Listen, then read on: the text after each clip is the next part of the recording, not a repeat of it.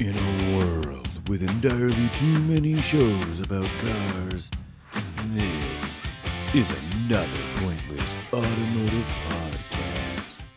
All right. So, from various locations reporting in, we are another Pointless Automotive podcast. Chadwick and Frank on Hi. random location coming to you tonight.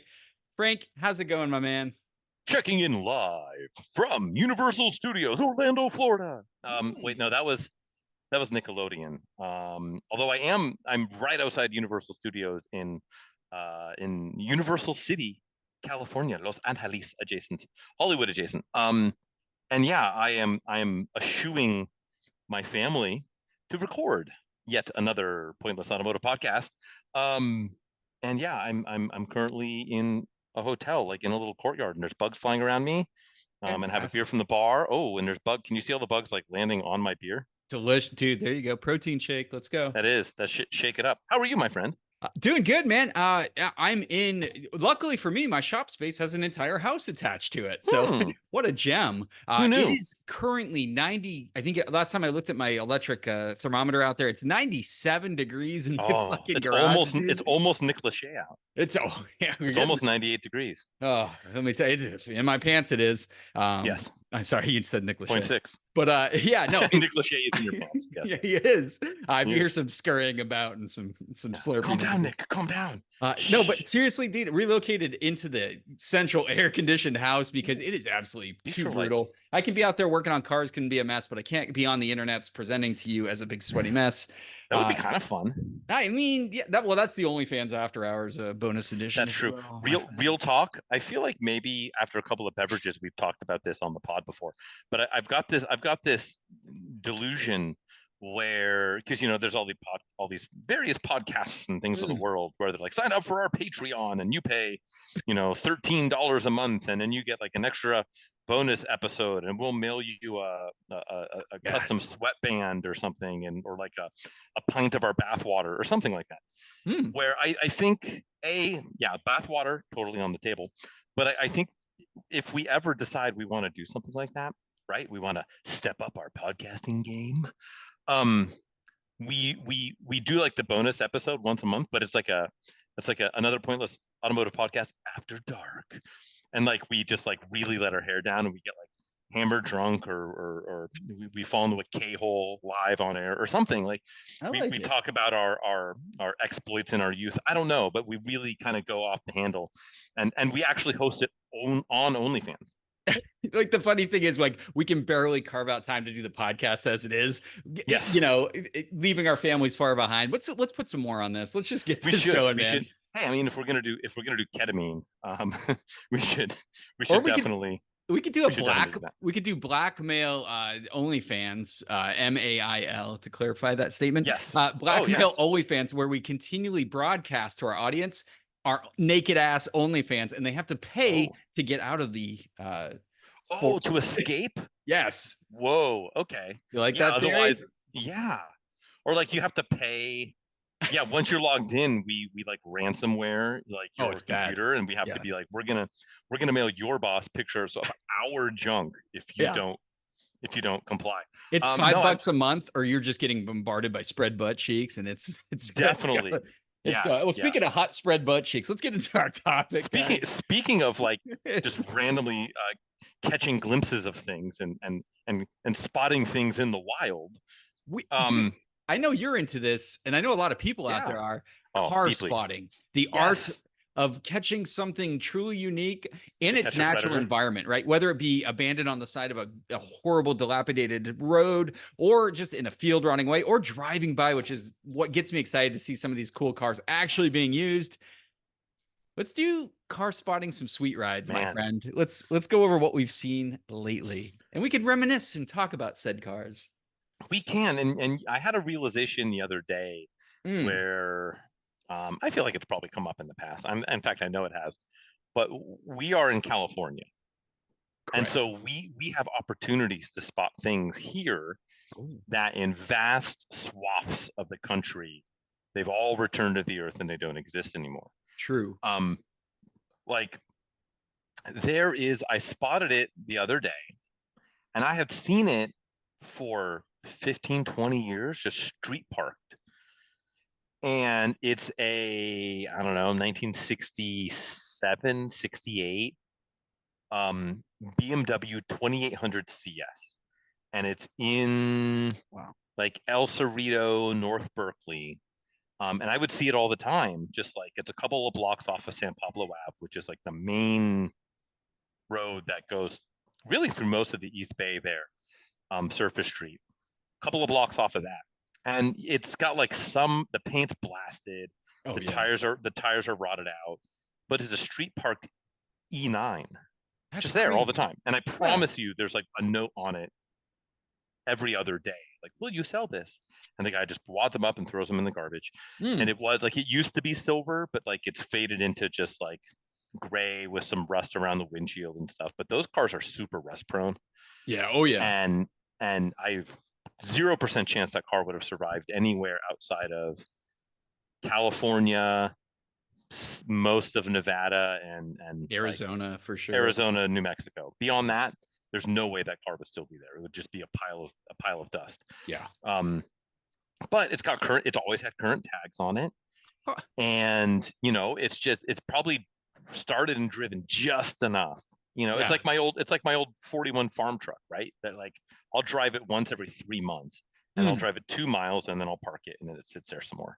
So, but yeah, like that is a car. Like I'm glad I still see it, because I would have thought like I would have stopped. I saw it first time 15 years ago. I would have thought I would have seen it. Either somebody would have bought it, or would have gotten, they didn't know what they had and they sent it to the junker or whatever. Yeah. But it's like that car is a project. It's like a $50,000 car. Yeah. And it's street park. It's just street park. I mean, it's wild. I don't know. It's cool. But yeah, I was really pumped. I saw it like 2 weeks ago, and I was like, ooh, it's still there. Yeah. I was like so excited that it was still in the hood. When the guy sells it, he'll sell the binder of notes of people wanting to buy it, which would be freaking awesome. That would be sick. Or he's going to go through in chronological order and like call every number that's left on those sticky notes. And man, I'll tell you what, speaking of leaving notes, don't you love doing that? Like the last car I left a note on was an Isuzu Stylus manual parked at a Walmart parking lot. And I left like the sweetest letter. I'm like, no matter what, I'll pay you way more than you think your car's worth. I love these things. I really want one. I mean, it was in mint condition, dude. And I was like, didn't get the call back, dude. Didn't get the call back. That is heartbreaking. But like, I always feel that the note, I mean, how often do you get a call back on a note? 1 out of every 5 at best. It's a numbers game, man. It's like the dating sites, right? Like, every 20 you message, you'll get like an actual female human. So during peak COVID, speaking of which, I hope the advertisement today has a phone number that we can call. The hell was I going to say? I had 2 parts. Peak COVID. So peak COVID, not my personal peak COVID, because I've recently had it. That was not peak. I've had it a few times now. But yeah, you repeaked. Yeah, I three-peated. It was my 3rd time. During peak COVID, I would get notes on my car, whatever random flavor of the week car that I had kicking around, and it was made up to look like a handwritten note on like a piece of paper that someone just like cut out of another piece of paper. Devious. But like you stare at it and it's like, oh dude, this ran through a printer.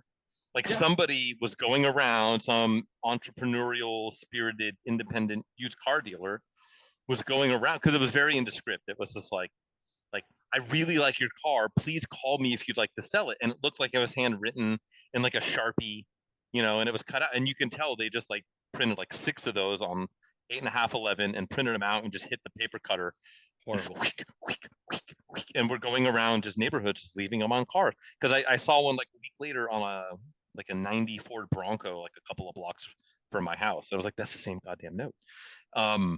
And so, yeah, like, I feel like that steals that's like a little bit of innocence lost for me, because I remember doing that as a straight up teenager on a mountain bike, like riding through the neighborhood and leaving notes on cars. I still do it. I still do it. And like I said, one of my cars, the first car I'm going to actually mention, if I had my sticky note with me, which I live and die by sticky notes, I would have put one right on this one. And we'll jump right into it. But first, like, out of all my vehicles, my 100 series Land Cruiser got the most. I want to buy this truck all the time because that thing was pretty done up nice. It had a slight lift, you know, it looked right, you know, the right all ARB stuff. I mean, it did look good, with the just big enough lift and the bumpers and all that. Just right. So that one got the absolute I mean, a lot of stickers on that one. But this first car. So I do my fun laps at work when I want to get a little exercise in the middle of the day, need a break after a tough meeting or something, need to free the old mind up. Toyota Celica All-Track ST 185, sir. Just parked like 2 blocks over. At first, I'm like, oh, wow. You know how sometimes they swap the hood on a regular Celica? You get all GTS, pumped. And you're like an ST coupe on steel wheels. You're like, wait a minute. Yeah, what's going right? Yeah. This is some fuckery. But this legitimate. The only thing it was slightly lowered, little aftermarket wheel action, not horrible, not hideous. But just to see one of these damn things, I feel like these things are incredibly rare. They always were, right? They were pretty limited production. Yeah, they didn't make a ton of them because they were expensive. They were expensive, right. And the performance was decent, but they were kind of heavy and like they weren't. Yeah, they weren't great. They were good, but they weren't great. But I deeply love them. I still. A 65 or an 85. For a long time, I really wanted an ST 185. But now, older, stupider me kind of wants a 65. I got to give it to the 85, dude. 85 is the better car. I just like how it looks. I've always liked those Celicas too. I think they look fantastic. Yes. Of course, we didn't get of those aged. Well, incredibly well. Everything about it. Tail lights, the front end, the side profile is very attractive. It's wild to look at that and be like, oh, that's a 35-year design. Ridiculous because it took like that 90s roundness but did it right. They didn't go super bubbly. It was just right, you know. Little hints of RX-7 design in there. I think the way the curves are. It's still sleek though. It's funny to look at that and then look at like a 1990 Mercury Grand Marquis and think like, oh yeah, this is the same era. Like Ford Taurus, like a Ford Taurus, right? Which is, I mean, Taurus was pretty. No, like side by side though, dude, it's like whoa. No, but I mean, Taurus for the time, but yeah, compared to like I don't know, any Cadillac almost. Yeah, or like 1990. Yeah, Cutlass or something. Park a Cutlass next to that Sierra. Yeah, that was almost like going back to like 1978 and looking at like a 928. Sure. Compared to any single domestic offering in that same period. Yeah. But dude, just to see one in the wild and I love the hood is amazing. The hood is freaking amazing. You get the pop-ups. It has so much presence. Like I stopped, I just kind of stare at it. I'm pretty sure they're a little wider than the base ones. I know they have a little fender flare. Yes. Yeah, they were flared. Those in the GTS were like a wider body. That would have been a sticker car where I put a note on it. I would still absolutely. What color again? I'm sorry. This was like that more maroony kind of red. Oh, cool. Those yeah, dude. And it's like I would prefer teal. Is probably my favorite color in those. I don't think they made a whole lot in that 90s teal. Love that. But that's a very good that very good, probably gray leather, I'm assuming. Yeah, gray interior, and it was actually in pretty good shape. So I was impressed. And you do not see these. So that's my cool car spotting shout out. How about you, man? What else have you spied lately? Oof, there's so many. I'll tell you a stupid one that I saw. It was what was it now? I've got a picture of it on my phone because I took a picture of it because it was so profoundly dumb. I want to say it was like a G37, which completely fits the vibe of this car. Oh, here it is. Oh no, never mind. It's like a first gen Audi A7. Okay. In like in like just a nondescript gray wrap. Okay. But then it also has like knockoff TE72 aftermarket wheels, but they're like 20s, and it's got smoke taillights and side signals. God. And then it has Tony Montana, like a monochrome wrap over the rear door and quarter panel with him like with the machine gun, like full chat. And then it just says Scarface in red on the quarter panel. No Air Jordan stickers or Apple stickers on this. No. Usually they're Monster there. Energy. Supreme. Here, no Supreme. I mean, it's very Supreme-esque. Here, I'll do this. This is like the worst way to try and. Oh, this is atrocious. Is it? Yeah, this is like lowest quality. But this thing's locally hated for sure, dude. Oh, dude, yeah. He needs to. And maybe it probably says the illest on the front windshield. Absolutely. So that was Goddamn, something that I saw that was stupid. I just want to point out like the contrast between my clean ST 185 Celica All-Track and this guy's and this Scarface clapped edition machine. Here's one that it's kind of cheater mode. Real quick to piggyback off of that. Because it came through Car Donation, which is like it's like my Russian roulette, like chocolate shotgun of random cars that just come through. Yeah. This was, God, I don't remember the year. I want to say it's an 04 Saturn Ion Redline. They're great. This one's pretty beat. They are. The paint like the belt moldings have like sucked up so much sun, they've like shrunken and like gotten like super wrinkly and wavy. Nice. And some of the paint is faded. Yeah. But it's it runs. It's the earlier one, so it's a supercharged one. They never made the turbo ones, my friend. Right. Yeah, because they canceled the Ion before the Cobalt. Before they did the turbocharged Cobalt SS. I wish I remembered important things like anniversaries and birthdays, but hey, to each their own, right? Exactly. Yeah. What's my wife's ring size or something? Like, no, we don't need to know that. No, that's when the Cobalt went to a turbocharger. You don't understand, bro. It's got 3 doors. And you could get an SS without a turbo or supercharger, and that was just horrible. Okay. Yeah, it's only the 2.4 Ecotech. You don't want that. Who did that? Nobody. It's bullshit. Can you believe they got rid of the quad 4 for that horse shit? So, but yes, so black, 134,000 miles. Okay. Suicide door. Ion Redline. Yeah. Coupe plus, right? Because it's got the suicide, the little third door action. Ran smogged, probably get it for $0. And it kind of made me should we I don't think there's any money in that game if the paint. Oh no, not for the money. I mean for a track beater. Front wheel drive. Like I haven't looked. What could go wrong? I know the turbocharged ones, anyways, put like some embarrassingly fast ring time. Yes, but so the Cobalts that are turboed are a lot more expensive than even the supercharged ones. And then yes, and they were way faster because those were 260 horse versus like 212 or whatever the supercharged one is. Yeah, because the supercharged ones came out, then the SRT Neons came out and spanked those. So Chevy responded with the turbocharged Cobalts, which are super fast. I like the supercharged ones. I don't know how reliable. I just looked it up. 205 is the horsepower on the Ion Redline. It's not horrible. Supercharged. Yeah. Not horrible at all. Yeah. Versus I'm pretty sure 260 was the turbo. It's up there in the SS. Yeah. And I think supercharged. But yeah, could you put a monster pulley on it? That'd be a sweet rally car, dude. Yeah. This ridiculous supercharger wine. Just put some obnoxious like dime size pulley. Just have it. God, don't do it. I don't know how strong that Ecotech or whatever platform engine that is. It's probably not going to take it. Only one way to find out. So I got one here, dude, and it's a car I really like, and you really can't find these. So for a while, these cars were nothing, like across the board, nothing. Or nothing. They exploded, and now they're kind of down to earth, but it's hard to find clean ones. I saw a Datsun 510 wagon. Ooh. Which I fucking love, and it was in that honey mustard like yellow. Yes, the buttercup yellow, or no, the darker one. The darker one. The darker this one. It's like school. It's like school bus, but darker. School bus, but California sun for nearly 40 years has lightened it a fair amount. Good patina, lowered just slightly on gunmetal 15-inch wheels. I can't remember the brand of wheels. Anything bigger than 15 looks horrible on those vehicles. So many people ran those like 13-inch Libras, like the 4-spoke Libras. Yeah, this one had 15s and it filled out the wheel well. I think it looked perfect.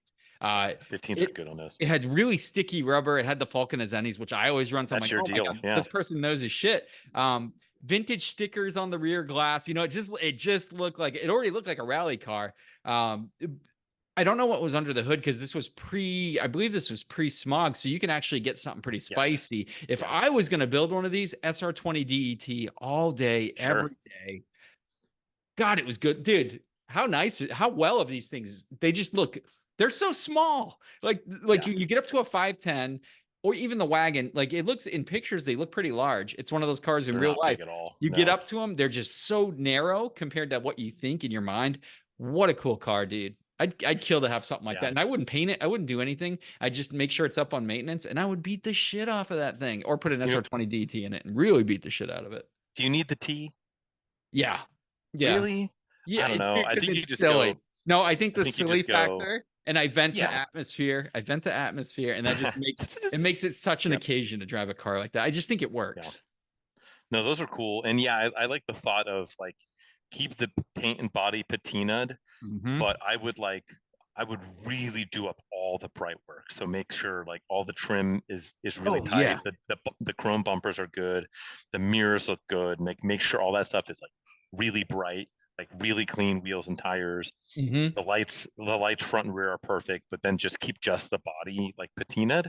Yeah. And then, depending on if the interior needs work, like that's a car I think you could do some really custom upholstery. Yeah, like anything goes 100%. In the upholstery. Like you can do something. Oh, with that yellow, you could work in like all kinds of black vinyl with some crazy cloth inlays. But if you're going big power, you can put some of those vintage Recaros in there that have the orange and yellow already into it. It'd be just a good.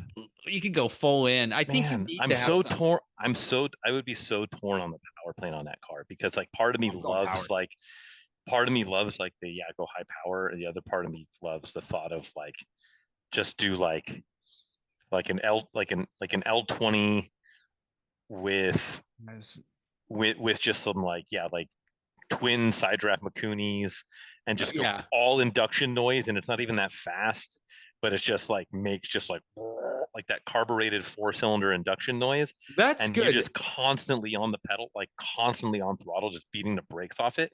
And it's like 150 horsepower, 160. Sure. But like still pretty light. It's torquey and it makes carbureted noises. Like that's also really fun. So I don't know. You kind of can't. But the SR20 works. It's the Nissan power plant, and just that's good too. Sub 300 horsepower. Like I said, vent to atmosphere. I go full suspension on that car. I want it to look patinaed and old, but I want it to be like super updated coilovers, sway bars, everything just dialed in. So it's just a cornering machine that it's just something with that body making those noises. There's something about that combination and that color too. It's a good car. What's crazy is my next spot is that car's brother from another mother, if you will. Oh, hey. So I saw a clean white, probably like a 66 Toyota Corona coupe. Those are fucking sweet. And those are the pillarless coupes with that kind of like scallop rear. Really?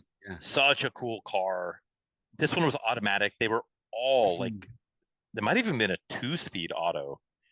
Like really, really basic. They were all like 1900 cc. I think it was just, people talk about 22R or a 20R. Yeah. I believe those were just R, like the original R series motor. It was either R or like a 3R. I know the Celica's 71 was an 8R, and then they went 18R until 75. I think 75 went 20R. Regardless, dude, you talking about a car that would rot out just looking at like any Toyotas that are again back to a car that only exists in California still. Like, and this was like driver quality. It was stock-ish. I'm trying to remember the wheels. I think it just had like steel wheels on it. I know those originally came with wheel covers. Yeah, they did. And I don't think it had the wheel covers. I think it just had like indescript argent painted steel wheels. But I love those cars. Are so cool. Finding a 4-speed one. What are you putting in there though? I think the perfect motor for that car would be a 4A GE with carbs. 4A GE with carbs would be just absolute. I would go same deal, not big motor, like not. I mean, you could do 20 valve with ITBs, which would be sick. That's what I would do. That's exactly which would be sick. God, that thing would scream. Real revvy. Yep. I mean, you can't. My growing up, you can't lose. Growing up as a there was the dude who lived in the house behind me when I was in high school, at my parents' house. he had a Lotus Super 7 replica, and he had just like a 16 valve 4AGE with dual side drafts on it. I don't remember what they were. I think they were Makunis. I don't think they were SUs. And that's what the power plant he had, and then just like an open. It was like I think it was an open diff, but he put an LSD in it out of like a AE86 Corolla with the factory disc brakes from the Corolla on it on the rear. Really cool car, but like that same deal in those Coronas. Those Coronas weigh nothing. I mean, it's like maybe 2,200 pounds. You're talking about an unsafe car to daily. Yeah. Oh, unsafe. Yeah, those were like the first gen Celicas where there was no pass through between the rear seat and the trunk. That's where the fuel tank was. So the rear seat back was pressed against the fuel tank, and then the filler came all the way through, just through the trunk into the pass through. Basically, the rear partial shelf was the fuel tank. Very pretty car. Hell yeah, dude. I bought one. We should get those. Prices are getting stupid. We need 60s, 70s Japanese stuff is what we need. Like, I just need to sell some more 80s and 90s stuff, and bro, yes, I agree. I might have sold one. There's an update coming soon. Very cool. I might be selling something more modern Japanese too. We'll see how that's going. But Curry, how about this, man? This is a car, and these aren't rare, and you used to see these everywhere. And really, like, ask yourself when the last time you saw one of these being driven as a daily driver. So instead of going over the Altamont, I was going on one of the twistier back roads, and I saw this young lady driving a 325 IS in whatever that red is. I forget which one. It's the more brighter of the reds. I forget what BMW called it. I don't want to say. I think just Hellrot. I was gonna say Hellrot, and I know that's an M3 color. Hellrot is more orange. Yeah, Hellrot was the more standard, red, Rosso Corso, Guards red, which looks great on a 325. Yeah, which looks great on a 325 IS. Had some wheels slightly lowered, and she was just driving, rowing through the E30. gears.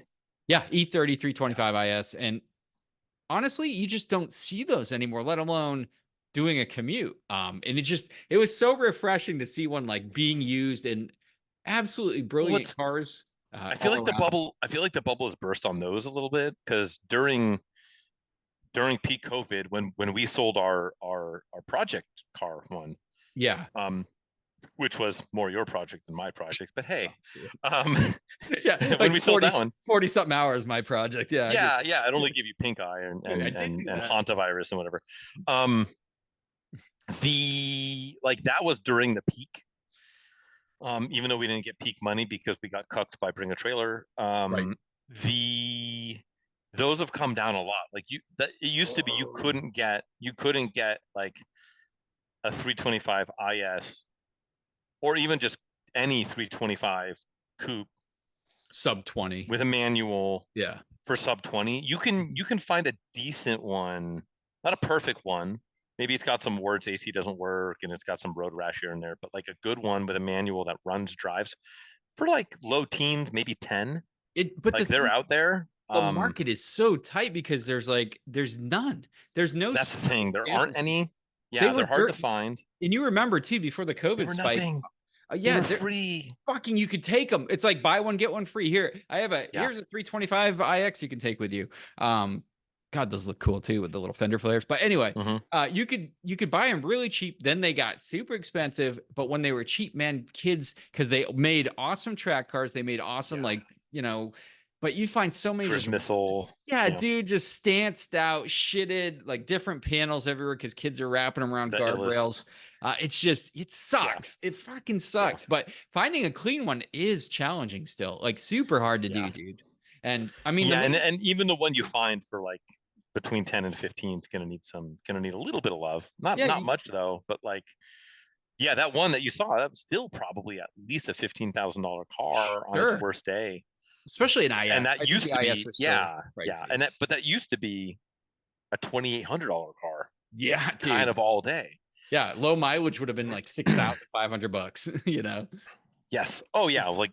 Under 50,000 miles, like no miles. I'd love to secure an iOS just because I think that I love that platform. I stand by saying what we said when we redid our 325. The last 3 series that's easily worked on, easy to maintain, and it's accessible for mechanics. The E36 had some shitty things. It was a little tighter in the engine bay. It was, but you can still work on it. Even 46, dude, you can kind of work on, but then it would have, depending on the year, like especially here, California emissions had weird shit. We're like, oh, the fuel pump failed. It's integrated in the tank or something fucking stupid. Or like, oh, PCV valve, you have to replace the entire valve core. There was some weird shit in some of those. I owned Not an counting 05. M3. M3's got real spicy. Yeah, I had an 05 M3 and like I of course, but I'm stupid. I'll work on anything, right? Like, oh, cool, Porsche came and let me tear it open. Oh, cool, Dodge Magnum SRT8, let me put a new cam in it. You know, I don't care. Well, but you're used to jamming cams in the Magnums. Oh god, super Magnums lumpy, only, baby. Yeah, super lumpy, problematically lumpy for his pleasure. Some low end torque, if you will. But exactly, fully torqued. Dude, it's just like you cannot find them like you used to. And when you do, I always feel like they're kind of like turds polished up. When you do see the cleaner looking ones, they tend to be that. But just cool to see one cruising, man. And they still, I stand by it. I think it's the best looking 3 Series. I'll say it. The 46? No, the E30. 30. I think the E30 is better looking than the E46. I'm gonna say it. Man, I really like the look of a clean 46 coupe. So do I, but it's not the way that it's iconic. The E30 is iconic. No, it is, but it's got to be late run, like rest of world bumper, not the earlier diving board bumper cars. Yeah. There's the thing that, in my opinion, the thing that makes the look of an E30 is just the proportions. Like they've got that upright greenhouse.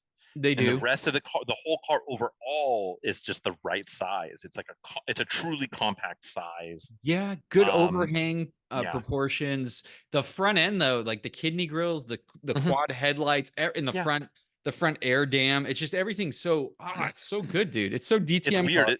It's weird. It looks like. I think that car is the ultimate expression of the junior executive ethos. Oh yeah. And to the point where like it looks like it's showing up for a job interview. Like a clean one looks like it's got its top buttoned. It's not wearing a tux, but it's like it's fun, it's playful, it's lively, but it's like buttoned up a little bit. Like it's young, it's educated, it's professional. It's kind of like it's got its CV in tow. You know, it's ready to go. It's a Saab 900, if you will. I think the Saab 900 has the same kind of. I've got Saab 900's nerdier. Engineering, if you will, just like an old Volvo, like V70 or 850. Yes, right, like that same kind of like that's what a Boeing engineer would drive back when Boeing hired engineers. Too soon, dude. I thought we were going down a darker path. Okay, what do you got, man? I mean, kind of similar. Yeah. So, man. And then, no. May they all rest in peace. Did you hear that whistle? That's me. That's me just getting like sniped from a tower near me because I talked some mess about Boeing. I still got shares there, buddy. Let's go. Oh, dude, I'm sorry. Yeah, it's okay. They were free. They were free. I know, but you didn't. I don't know. Anyways, they'll rebound again in 15 to 20 years. It's not what they're worth now. It's what they're worth in the future when they get taken over by the federal government. The last thing, I guess we got time for an honorable mention. Yeah, let's do it. Boy, you mentioned the Saab 900. Oh, I love them. I actually saw for the first time in a long time on the street a Saab 99 sedan.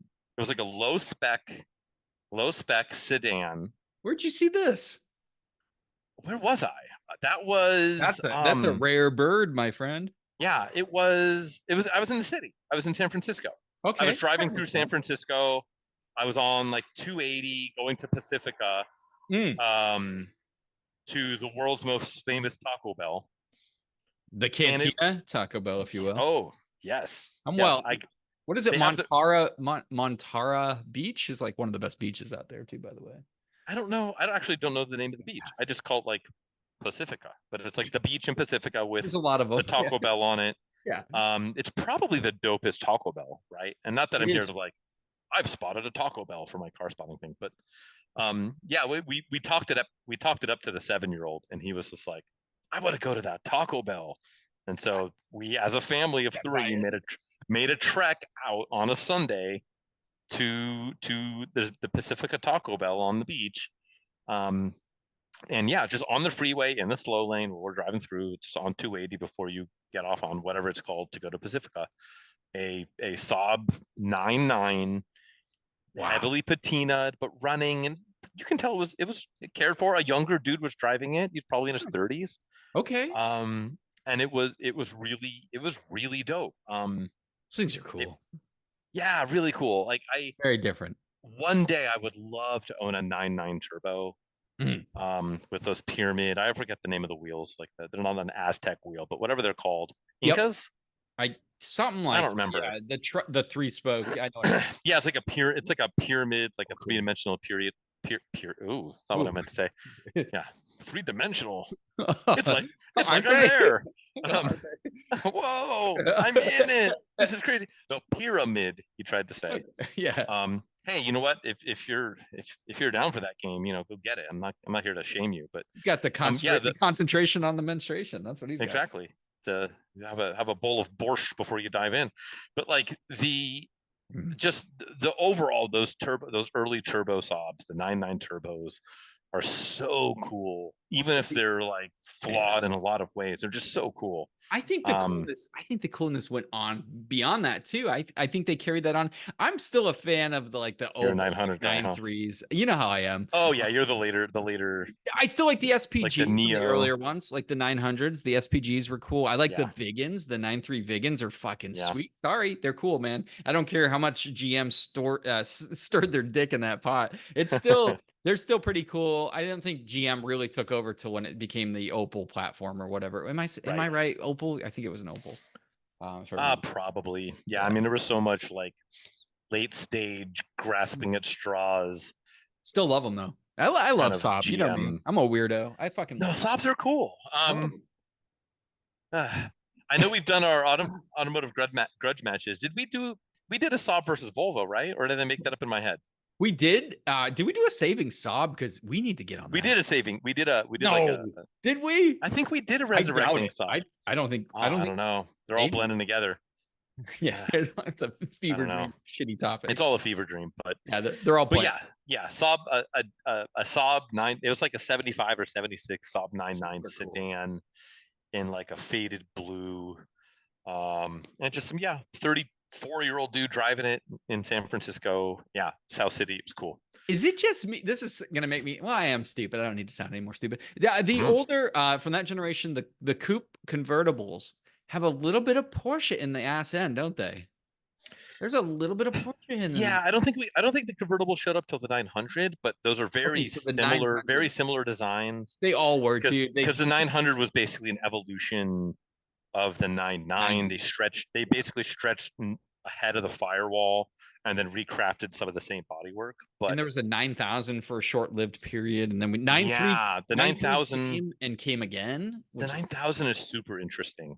Yeah, because the 9,000 is, first off, I would love a 9,000 Aero. Those are so dope. So cool. But that was platform shared with, God, what was it? It was platform shared with, I think, was it the Alpha 164? I believe. As well as yes, slab side design. Yeah. As well as one other car. Was it an out of market Volvo that we never got? I honestly don't remember, but that was a platform share. Maybe that was also an Opel. I want to say either was it a Vauxhall? Like a Vauxhall or like it might have been a Vauxhall. I don't remember. But we got it here as the Saab 9000, and just a very cool, very different than a 900 and a 9.9, but still cool as hell though. Short lived. Yeah, too. Like cars that I like really appreciate, but I don't know that much about honestly. Saab. Is a Saab 9000, really henny Saab. But hopefully the night panel mode. That's all I care about.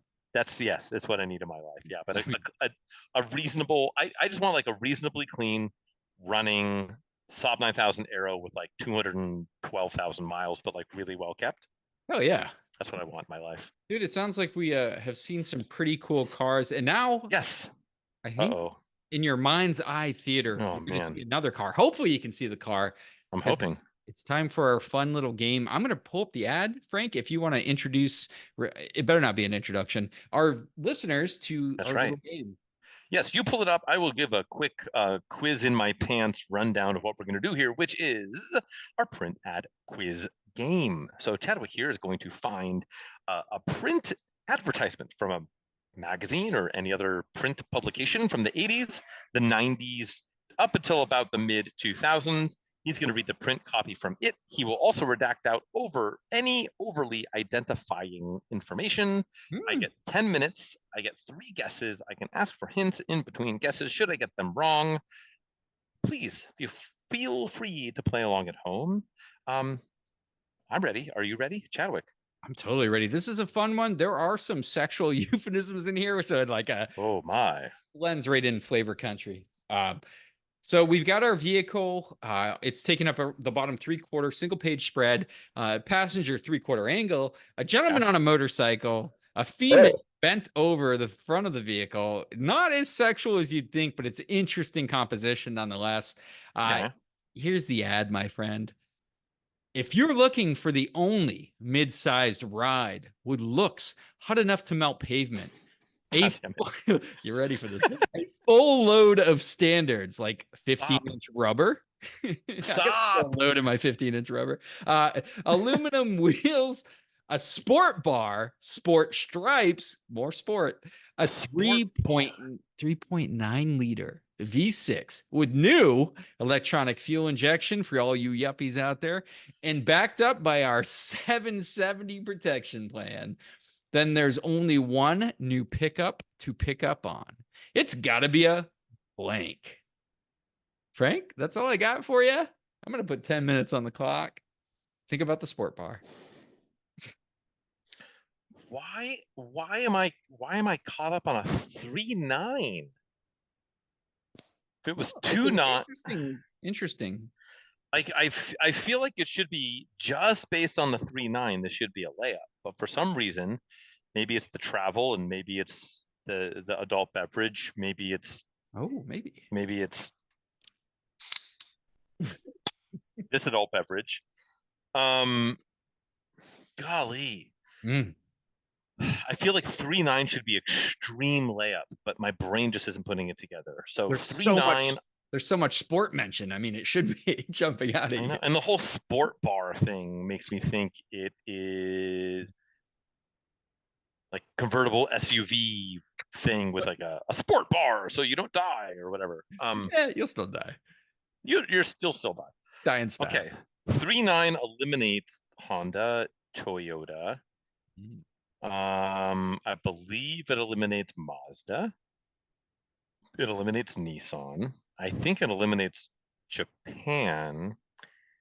I don't think did Isuzu or Suzuki send anything over with a 3.9? I don't think Suzuki did. I'm going to tentatively with a pencil cross out Japan. Okay. Not a pen, with a pencil. Europe. This does not sound like anything out of Europe.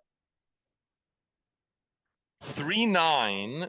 The only 3.9 I can think of off the top of my head. Can you even hear me? There's like a helicopter flying overhead. Oh, I can hear you. All right. Yeah. It's working.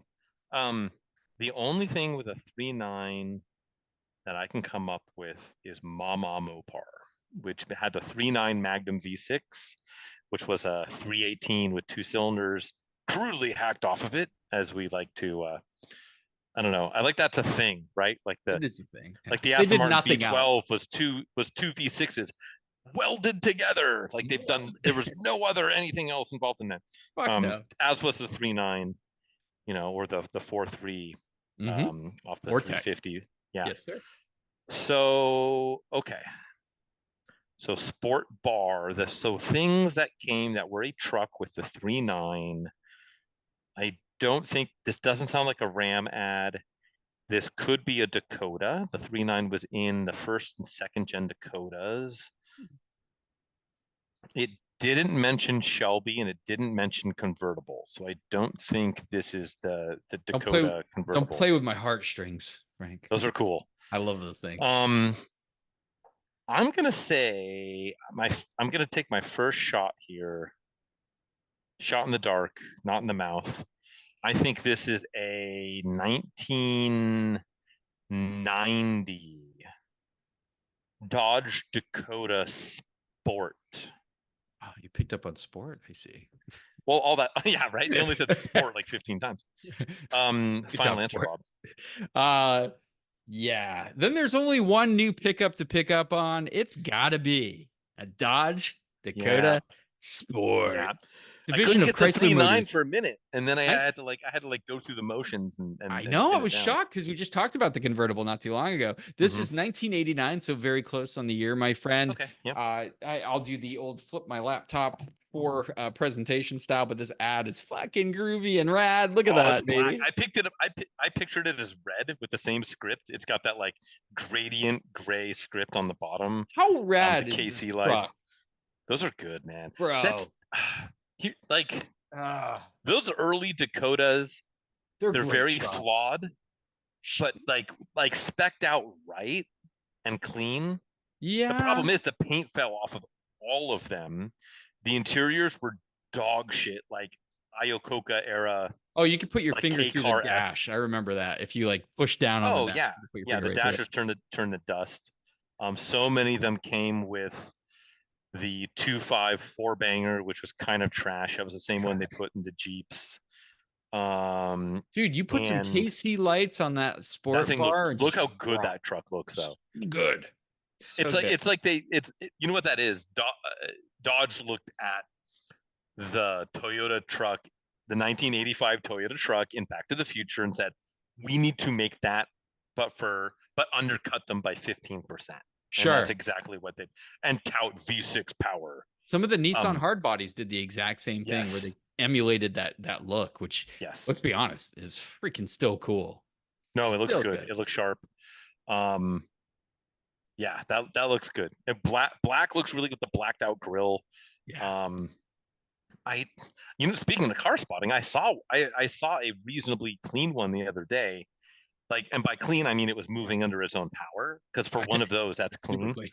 But it was blue on the sides and then surface rust on the top. Because like all the paint, it was all of that late 80s to mid 90s, not even just Mopar, but like Chrysler, GM, Ford. So many of those had like the paint peeling off in sheets just down to the primer, and then the primer would bake and it turn into rust. And yeah, those are notorious for that. Well, game over, man. Job. Game over. Good job, man. I think we should celebrate with some hard drug abuse, because that was awesome, dude. I thought you were stumbling. The 3.9 is super. I don't know how many other 3.9s are out there, to be honest. But you got there. I think that's it. It's all that counts, man. You made it to the destination. Let's celebrate again with PCP. Any narcs here? Nope, we're good. Clear. Okay, cool. Let's do some hard drugs. Project Car Progress. Have you worked on any cars, Frank? Have you done anything car working? Sort of. I mean, I sort of have. Should you want me to go first? Because I will. Yeah, go for it, dude. Remember how earlier I said I might have sold a car? I think you have. Just kidding. I didn't. I think I might have accidentally bought a car, Chadwick. You also sold a car. I don't know if we did talk about you selling. We talked about the Galant. That did happen. And that did happen. And guess what? You completed the transaction, to be clear. I did. Okay, good. I did. A dude flew in. He was probably in his late 20s. His arms were tired. Boy, are my arms tired. No, he took a plane. It was him and his buddy. Yeah. And you'll appreciate this. You know what? Maybe I'll tease that I might have bought a car for another day. Nah, I'll spill those beans, but we'll get to that. To round out the Galant. Yes, him and his buddy flew in. They were probably late 20s. They came in.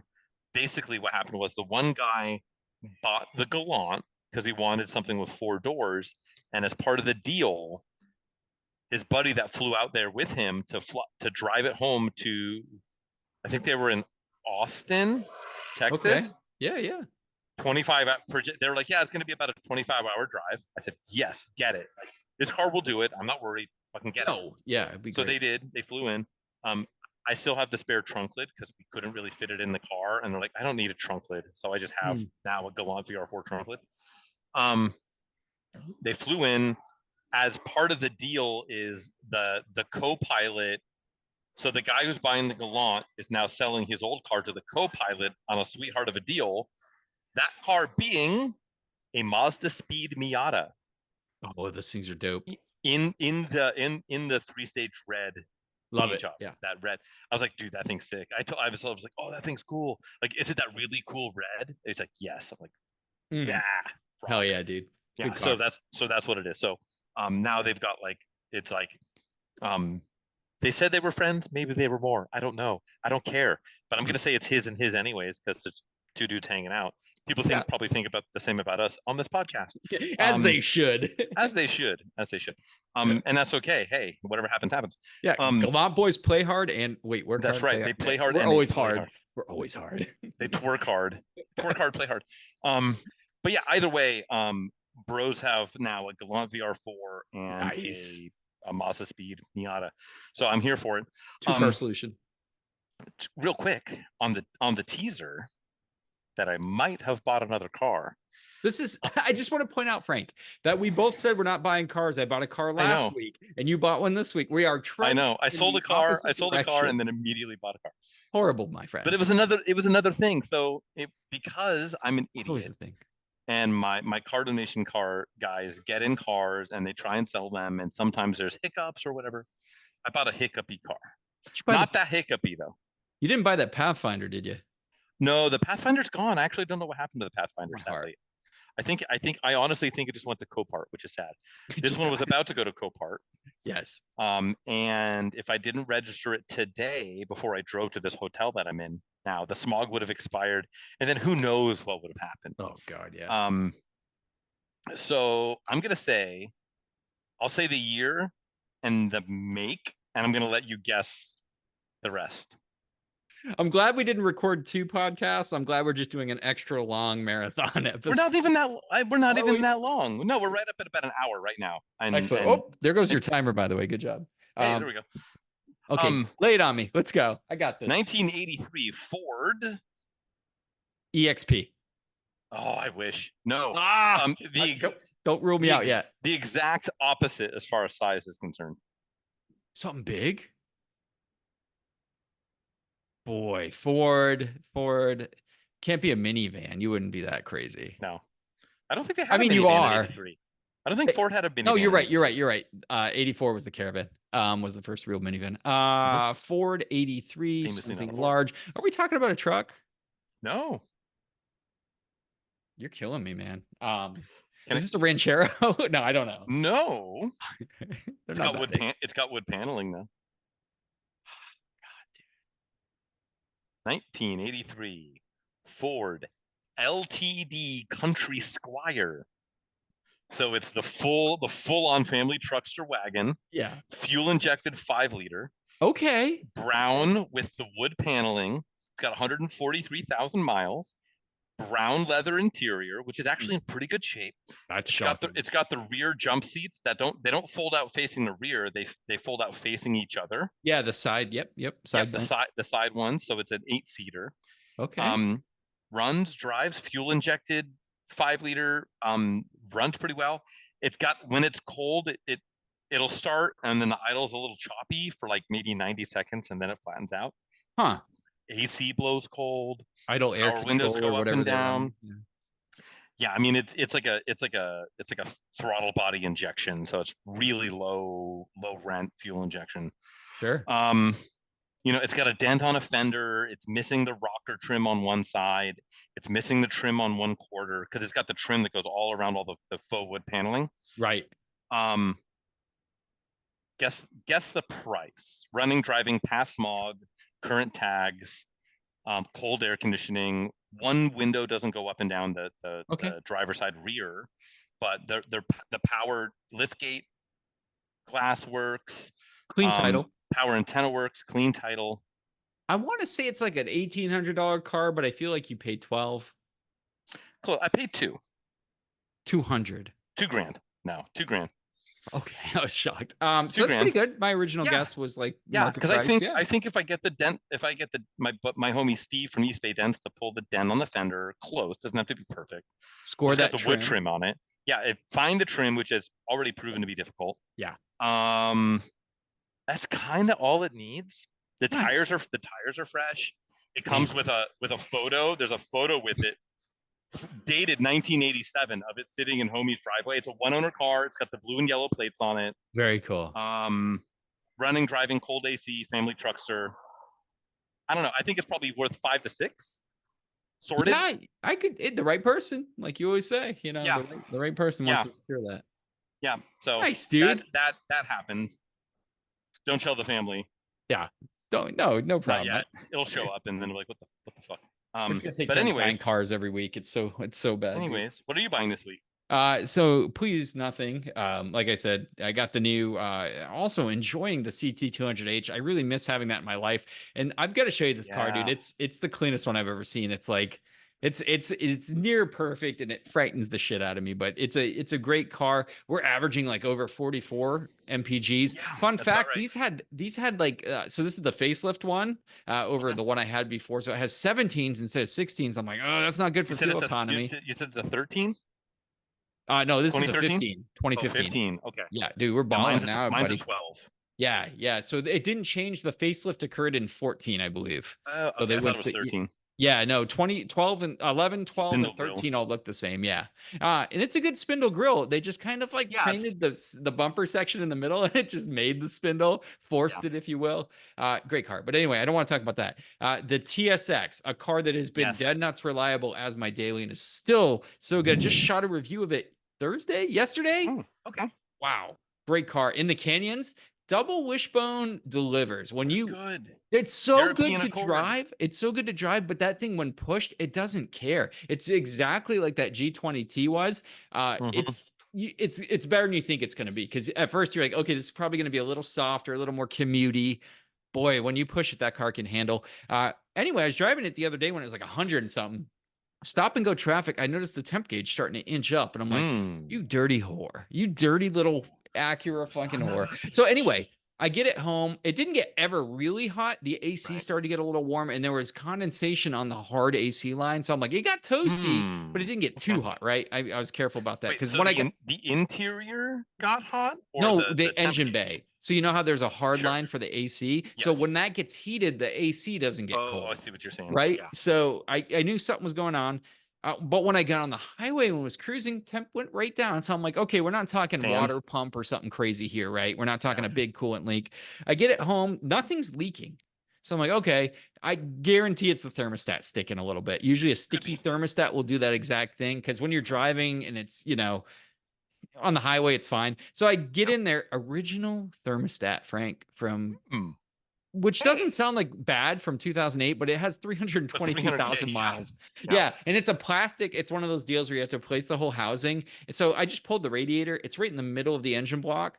Everything came out good. There's no rust. Always a California car. Someone had mixed in blue and green coolant, because these Hondas use the Honda blue coolant. Yeah, and green is everywhere, so someone probably just dumped it in for whatever reason, not paying attention. Yeah, that kind of stuff. So I did a whole coolant flush and everything. Thermostat, real easy job. I always pull the radiator on any job. Everybody's like, why do you want to like make the job hard? I'm like, no, trust me. Pulling that radiator gives you so much space. I mean, maybe it depends. If it's an auto, and like the coolant lines are like rusty and shitty, like, okay, I understand. Like, or it has a trans cooler or something. Sorry, I meant transmission cooler. Transmission cooler lines are like, they're like the compression fit, and the little banjo fittings all fucked up. Those and like, suck. Okay, like I understand. Like, but a modern car twisting the hard line, and you got to cut and flare, and it sucks. Yeah. Gross. But the modern ones, you just pull like the two brackets, two hoses, two thermostat, like. But the manual is super easy. Yeah, super cool car. Disconnect the fan. What an easy K-Series engines are so fucking cool, dude. I get what everybody's into them. They're super reliable, super robust, easy to work on. Anyway, pull that out, replace that. Good as new, baby. And it's been like 110, 105, 106 stop and go traffic. doesn't ever get above the middle mark. So that was the fix. Did you do OEM on the new thermostat? I didn't, because I needed to drive the car the next day. So parts store actually had it, which was cool. And it was standard, which I've used in the past. They're pretty good stuff. Yeah. So on a thermostat, I mean, yeah, you know, even if it only goes half the distance and makes it 150K, I think the car will be fine. It'll be all right. But yeah, usually those intermittent overheating things, it's just like a failing fuel pump. Sometimes those can be the hardest things to diagnose. And sure, I could have dropped it in boiling water to see if it opened. At that point, though, it was like a $20-something thermostat. Just put a thermostat in the car. Yeah, if you're already there. And what's interesting is maybe maybe 08. You'll get a car, like, depending on what it is. Sometimes they'll throw codes for thermostat because it wants to see a certain amount of time between cold start and operating temp.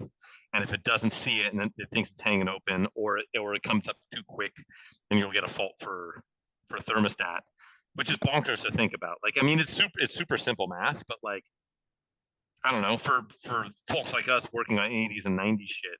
Yeah, this is like purely mechanical, right? Yeah. Like, just opens up under heat. And I could have tested it, but at that point when I pulled it off, original Honda, and it was crusty looking, plastic, but the interior was a little older looking.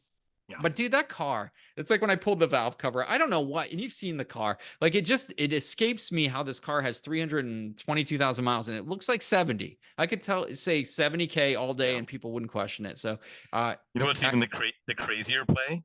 Huh. You ever go to be like, man, I think this thermostat's sticking open, and then you crack open the thermostat housing and there's just no thermostat? I've done that. So on cars that overheat, definitely done that. People pull the thermostat. Yeah. Mm-hmm. Yeah. Like I get if you're like in the desert and you're just in a pinch and like my thermostat's stuck, I got to get my ass home. 100%. But like you buy a car and like you drive it, like, dude, this thing just never finds operating temp. Yeah. Like I'm going to put a new thermostat in it. The air doesn't blow hot if you're in a cold. And then you go to like, there's like RTV apocalypse and you pull the thermostat housing and it's just no thermostat. Like, yeah. So this is modern enough where it has the plastic cast housing. So you need this because it has the like hard pipe section where the radiator hose goes, and it's right in the middle. Usually people are cool and they put their thermostats up high because it's a replaceable part, but Honda knew that you'd be replacing it every and Honda was like, 300,000 miles. No one's going to worry about this being in the middle of the block. So that's what I did, my friend. Yeah, good PCP. The car's running great again. It's always nice to turn some wrenches. It sucks when it's your daily and you need to work on it, but hey, you gotta do what you gotta do. Yes, that's sir. Right. Well, former daily in your case, right? Yeah, for sure. That's it. Take us home, man. We've done it again. This time on the road, I just realized that you can see the reflection of what we're doing over here. Creepy. If you're watching along at home. By the way, if you're not watching and you'd like to see the disgusting nonsense that we're up to with your eyes, in addition to your earballs, check us out. That's on the YouTubes. Another Pointless Automotive podcast. There's a search function. You can use it. Find us there. Otherwise, if you want to harass us, you can do that too. Probably your best bet's to do that via Instagram. That's at APA Podcast. My name is Frank. I'm the photographer's garage on things. That's Chadwick. He's over there. See, if you're on video, I'm pointing and you're witnessing it. Where can people stalk you digitally? Chadwick? Auto Obsessive Garage, mostly on YouTube, guys, for your rescues, restorations, and reviews. TSX review should be coming up shortly, my friend. So excited. It's always fun to see one of these cars. Thermostat and everything. Yeah, fresh thermostat, 6-speed manual. Great car. That's right. I would love to ask you what it did on the 0-60 and quarter mile, but you're just going to have to check out Chadwick's video to find out. Yeah. All right, homies. Thank you for tagging along. As always, here, guys. We'll catch you next week.